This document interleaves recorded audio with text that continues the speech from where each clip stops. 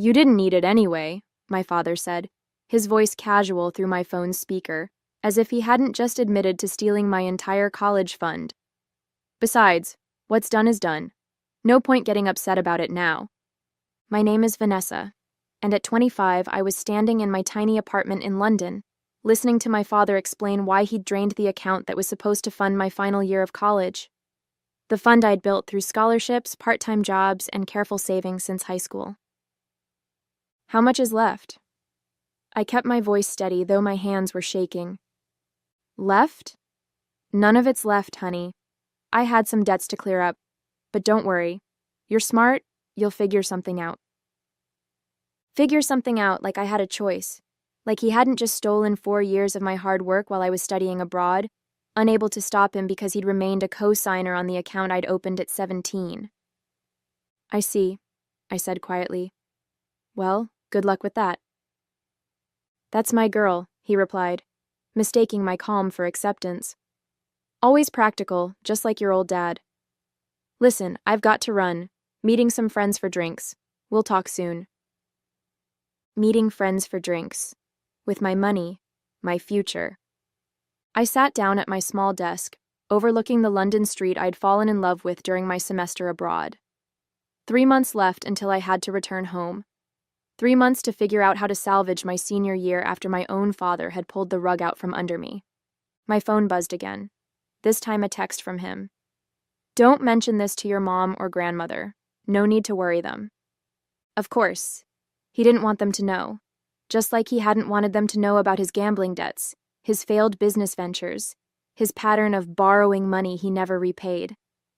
I opened my laptop and began making a list. First, documentation. Bank statements showing the account's history, proof of my deposits, records of the scholarships I'd earned. Then, research. Legal resources, financial aid options, potential part-time jobs. My father had always underestimated me, treated me like his backup plan. Good thing you're pretty, he'd say when I brought home straight A's, as if my academic achievements were somehow less important than my appearance. You can always marry rich if college doesn't work out. But I hadn't worked this hard, come this far, to let him derail my future. He thought I was being practical when I calmly accepted his theft. He had no idea that practical was exactly what he should fear. Over the next week, I pieced together the extent of his betrayal. The account had held just over $42,000, money I'd earned through academic scholarships, summer jobs, and careful budgeting. My father had withdrawn it all in a series of transfers over the past month, each one just small enough to avoid raising immediate red flags. My roommate Emma found me surrounded by bank statements one evening. Your father did what? She exclaimed, reading over my shoulder. Can't you report him for theft? The account still had his name on it, I explained. Legally, he had every right to access it. I just never thought he'd actually do this. I should have known better. Should have remembered how he'd borrowed my birthday money throughout my childhood, always promising to pay it back but never doing so. How he'd tried to convince me to take out extra student loans in my name, claiming he'd help me repay them. My phone kept buzzing with texts from him. Don't stress about the money, you worry too much. Maybe this is a sign you should take a break from school. I know some guys who could get you a modeling job, better money than that degree. Each message revealed more about how little he valued my education, my independence, my future. To him, I was just another resource to exploit, another safety net for his poor choices. I started making calls to my university's financial aid office, to legal aid services, to my grandmother who'd always supported my academic dreams. I didn't tell them everything yet, just gathered information, assessed my options. My father's next call came while I was in class. Hey, princess, quick question. You wouldn't happen to have any other savings accounts, would you? Just wondering since you're always so good with money. The casual entitlement in his voice made my blood boil, but I kept my tone light. Why do you ask? Oh, no reason. Just thinking about your future. You know how dads are. Thinking about my future. Like he had when he drained my college fund. Like he had when he'd tried to discourage me from studying abroad, claiming I was running away from family obligations. Sorry, Dad, in class now. Talk later. I hung up and opened my laptop, adding another item to my growing list. Close any remaining accounts he might know about. Transfer everything to new accounts at a different bank. That evening, I received an email from my grandmother. Called your father today. He seemed nervous when I asked about your college fund. Is everything okay? I smiled, imagining his discomfort. He'd always been afraid of my grandmother, the only person who'd ever successfully held him accountable. Can we talk? I wrote back. There's something you should know. My grandmother's response was immediate and fierce. After hearing the full story, she called an emergency family meeting, without my father present. That man, she fumed over our video call, my mother and aunt sitting beside her, has gone too far this time. Stealing from his own daughter? I watched their faces as I shared the bank statements, the text messages, the casual way he'd dismissed my future. My mother's hands trembled as she read his messages. I had no idea, she whispered. He told me you decided to take a break from school, that you were thinking about moving back home. Of course he had. My father had always been skilled at spinning narratives that suited his needs. How many times had he reinterpreted my achievements to make them about him? How often had he taken credit for my success while secretly undermining it? I've been documenting everything, I told them. Every withdrawal, every message, every call. I'm not letting him get away with this. My aunt, a lawyer, leaned forward. The account issue is tricky since he was a co-signer, but there might be other angles we can pursue. Has he made any promises in writing about repaying the money? I pulled up more screenshots, emails where he'd acknowledged the money was for my education, texts where he'd casually mentioned paying me back someday. Perfect, my aunt said. Not legally binding, but excellent leverage for what comes next. What comes next? My mother asked. Next, my grandmother declared, we make Gregory realize exactly what he's done, and whom he's done it to. The plan came together quickly. My grandmother would confront him first, letting him know the family was aware of his actions. My aunt would draft a formal demand letter, laying out his options for making restitution. And my mother would finally file for the divorce she'd been hesitating over for years. He's always underestimated you, my grandmother said. Treated you like an extension of himself instead of your own person. Time to show him who you really are. That night, my father called again. Your grandmother seemed upset today, he said carefully. You didn't tell her anything, did you? About what, Dad? The college fund you stole? The future you tried to derail? Or just your general belief that your daughter's education means nothing compared to your bar tab? Silence on his end. Then, now, Princess. Don't call me Princess. Don't call me at all. Everything goes through Aunt Sarah from now on. Sarah? Why would your aunt need to be involved? Because she's a lawyer, Dad, and you're about to need one too. My father's reaction was predictable. First denial, then anger, finally desperate attempts at manipulation. You're blowing this out of proportion, he texted. It was just money. Family is more important than money. I forwarded each message to my aunt without responding. Let him dig his hole deeper. His next move was to show up at my grandmother's house, where I was staying until my return flight to London. She didn't let him pass the front porch. How dare you? She demanded, loud enough for the neighbors to hear. Stealing your daughter's college fund? Have you no shame? Mother, please. He tried to lower his voice. This is a family matter.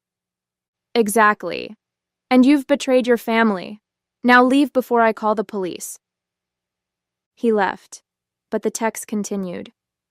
Your grandmother's turned you against me. I'm your father. You owe me respect. After everything I've done for you? I thought about everything he'd actually done for me. How he'd tried to discourage my academic achievements. How he'd borrowed my childhood savings. How he'd treated my success as something he could cash in on whenever he needed.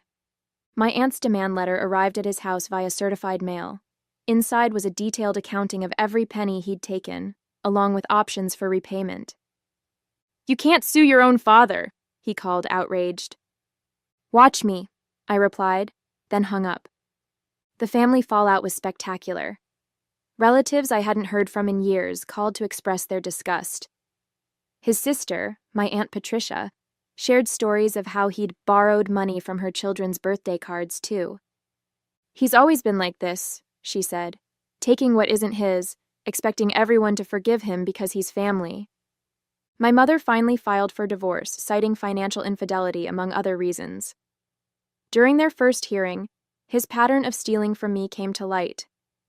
You emptied your daughter's college fund to pay gambling debts? The judge asked incredulously. I was going to pay it back, he protested weakly. With what money? According to these statements, you haven't held a steady job in 3 years. His carefully constructed image of the fun-loving, generous father was crumbling. Every attempt to defend himself just revealed more of his true nature. The university's financial aid office proved surprisingly helpful once they understood the situation. They helped me secure emergency funding and worked out a payment plan for my final year. My grandmother insisted on covering what she could, though I was hesitant to accept. Unlike your father, she said firmly, I understand the value of education and of keeping promises. My father's response to the demand letter was to claim poverty, insisting he had no way to repay what he'd stolen. Then my aunt discovered his new car purchase, the vacation photos he'd posted on social media, the country club membership he somehow still maintained. He's not broke, she explained. He's just good at hiding assets, but not good enough. His text messages grew increasingly desperate. You're ruining my life. My own daughter turning against me like this. I raised you better than this. Each message showed more of his true colors. The loving father act dropped away, revealing the manipulator beneath. The final straw came when he tried to turn my younger cousins against me, telling them I was trying to bankrupt him out of spite. Instead, they shared screenshots of his messages, adding to my growing file of evidence. Remember when Uncle Greg told us our college funds were safe with him? My cousin Jake wrote. Guess we know what that meant. My aunt helped them secure their own accounts before he could strike again. His pattern of financial abuse was finally being exposed, one family member at a time. During my mother's divorce proceedings, more revelations surfaced. He'd been hiding money for years, taking out loans in her name, even trying to remortgage their house without her knowledge. He's been treating the whole family like his personal ATM, my mother realized, and we all just kept making excuses for him. My grandmother arranged a family meeting, again without him present. Relatives shared stories of loans never repaid, promises broken, trust betrayed. Each story strengthened our resolve to hold him accountable. He's always counted on family loyalty to shield him from consequences, my aunt observed. Time to show him that loyalty goes both ways. The consequences hit my father like dominoes falling. First, my mother's divorce attorney uncovered his hidden accounts, leading to a much larger settlement than he'd anticipated. Then my aunt's legal pressure forced him to agree to a repayment plan for my stolen funds, with interest. His careful facade of the generous, fun-loving dad crumbled completely when the family learned he'd been borrowing money from elderly relatives, promising returns on investments that never materialized. A regular Ponzi scheme, my aunt muttered, adding these discoveries to her growing file. His text messages shifted from angry to pleading. I'm still your father, we can work this out. Everyone makes mistakes, why can't you forgive me? What will people think of you, treating your dad this way? I thought about all the times he'd used guilt to control me, how he'd twisted every situation to make himself the victim. Not anymore. Through my grandmother's connections, I secured a part-time job that allowed me to complete my degree while working. My professors, understanding my situation, helped me arrange a flexible schedule. Every small victory felt like a step further from his influence. The family's support surprised me. Cousins shared their own stories of his financial manipulation. Aunts and uncles who'd once enabled his behavior now stood firmly against him. Even distant relatives reached out to offer encouragement. Your father called, my grandmother told me one evening, trying to convince me to talk you out of the repayment plan. Said it was destroying the family. What did you tell him? That he destroyed it himself when he stole from his own daughter. His last attempt at manipulation was to show up at my graduation, uninvited, unwelcome, but determined to play the role of proud father. That's my girl, he announced loudly to anyone who would listen. Gets her business sense from me. My Aunt Sarah had him escorted out before the ceremony began. Your success belongs to you, she told me afterward. He doesn't get to claim credit for what he tried to prevent. A year after the confrontation over my stolen college fund, my father's carefully constructed world had completely unraveled. The divorce had exposed his financial schemes to everyone. Former friends who'd invested in his business ventures were demanding answers. Relatives he'd borrowed from were taking legal action. My graduation party, hosted by my grandmother, became a celebration not just of my academic achievement, but of my independence. Friends and family gathered to support me, many of them sharing their own stories of standing up to manipulative parents. Your father called me yesterday, my mother said during the party. Wanted to know if I'd talk to you about dropping the repayment plan. Said he's learned his lesson. Has he? I asked, thinking of his latest social media posts. Still showing him living beyond his means, still pretending everything was fine. No, she sighed. He's learned he can't manipulate you anymore. That's not the same thing. The repayment plan my aunt had arranged was strict. Monthly payments directly from his paycheck, no excuses accepted. He'd finally had to get a real job when his schemes dried up. His previous lifestyle impossible to maintain now that no one would lend him money. It's not fair, he'd complained in his last email. I'm your father. You're supposed to love me unconditionally. Love isn't a blank check, I'd replied, my last direct communication with him. And conditions are what happen when you break trust. My career was taking off. I'd secured a position with a top firm in London, my degree and determination opening doors I'd once thought closed. Each success felt sweeter for having been earned entirely on my own terms. My grandmother had become my strongest ally, her fierce protection a stark contrast to my father's self-serving love. He called again, she told me over Sunday dinner. Wanted to know if you'd gotten that job in London. Said he'd love to visit once you're settled. To visit or to ask for money? I asked, already knowing the answer. Both, probably. I told him you're done funding his lifestyle. The family dynamics had shifted permanently. Relatives who'd once enabled his behavior now shared warnings about his latest schemes. His sister, my Aunt Patricia, had started a family group chat specifically to track his attempts at manipulation. He tried to convince my son to co-sign a car loan, she reported one day. Told him it would help build his credit. Sound familiar? It did. He'd tried the same tactic with me at 18, attempting to saddle me with debt before I'd even started college. Back then, my grandmother had intercepted the paperwork and warned me about predatory practices, including those from family members. Now, watching his world shrink as mine expanded, I felt not victory, but validation. Every payment he made, forced by legal pressure rather than paternal responsibility, proved what I'd always known. He was capable of doing the right thing. He just never thought he had to. My success had become a form of protection. The more I achieved, the less power he had to affect my future. The degree he'd tried to derail now hung on my wall, each accomplishment a reminder that his greatest mistake wasn't stealing my money. It was underestimating my resolve. My return to London marked a new chapter. The firm had offered me not just a job but a future I'd built despite my father's attempts to derail it. My small flat in the city became a symbol of independence, paid for with my own money, decorated with my own taste, free from any influence he might try to claim. His attempts to maintain contact became increasingly transparent. First came the birthday card, the first he'd sent in years, with a carefully crafted message about how proud he was of our achievements. Did you see how he signed it? My mother asked over the phone. Love, Dad, your biggest supporter. The audacity of that man. Then came the social media posts. tagging me in old family photos with captions about how he'd always encouraged my dreams. Each post carefully curated to paint himself as the devoted father who'd sacrificed everything for his daughter's success. My Aunt Sarah helped me draft a cease and desist letter when the posts escalated to claims about his investment in my education. "He's trying to rewrite history," she explained. "Make sure there's a paper trail proving otherwise."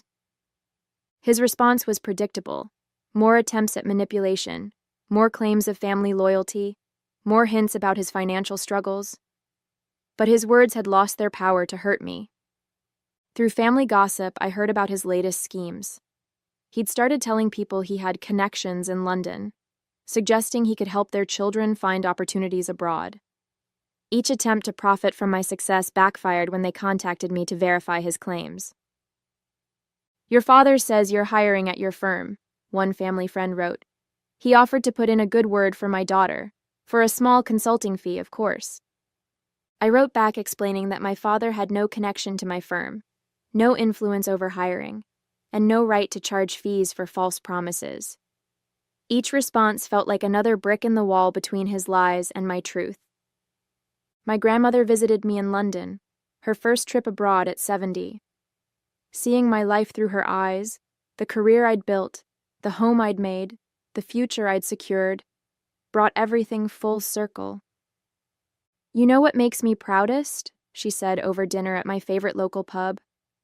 "Not just what you've achieved, but how you achieved it.